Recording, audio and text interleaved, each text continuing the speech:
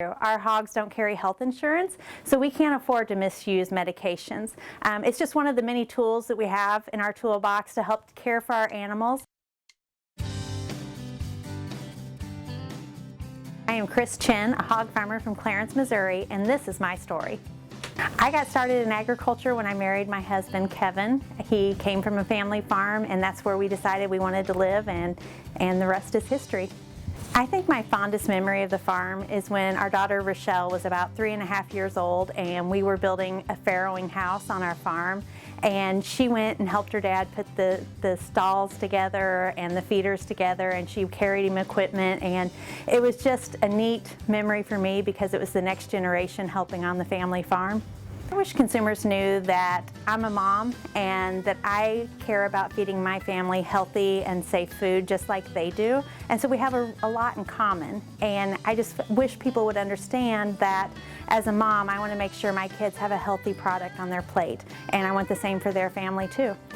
So one of the biggest misconceptions with consumers today about pork is that they think it's pumped full of hormones or antibiotics.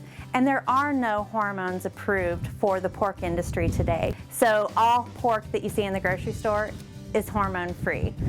On our farm, we're all about preventing problems, so our first line of action is always to keep our animals clean, keep them in a nice clean barn in a healthy environment so that we can prevent the spread of disease. We only use antibiotics when recommended by our veterinarian, and we use them to improve the quality of life for our animal if they're sick. We never feed our animals antibiotics like the misconceptions that are out there today. A lot of people think that, and that's not true. Our hogs don't carry health insurance, so we can't afford to misuse medications. It's just one of the many tools that we have in our toolbox to help care for our animals. It's just like when your child gets sick, you want to get them to the doctor so they don't suffer, and the same holds true for our livestock on our farm. We used to raise hogs outside on dirt lots, and when we decided to start moving our animals indoors into a climate-controlled facility, we had one sow that somehow found her way out of the barn. Somebody had left the door open, and when my father-in-law Gary came back up the driveway from being in the barns a few hours earlier, he found the sow at the door waiting for somebody to let her go back inside. It was a cold, rainy day, and she knew that it was a lot warmer inside the barn than outside.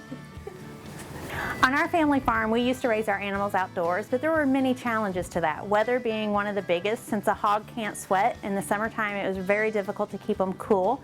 In the wintertime it was hard to keep them warm, especially for the newborn piglets as they were being born.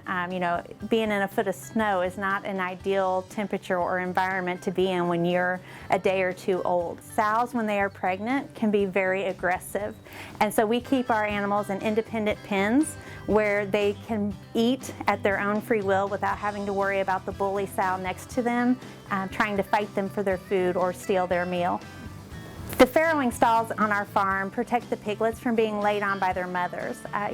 The sows can weigh up to 500 pounds, and when they lay down, they really don't pay attention to what's underneath their feet. Sows are a lazy animal, so when they lay down, they're really not excited to get right back up if they feel like they're laying on one of their piglets. And so these stalls give the piglets a safe place to move around to so that when the mother lays down, she does not lay on top of them.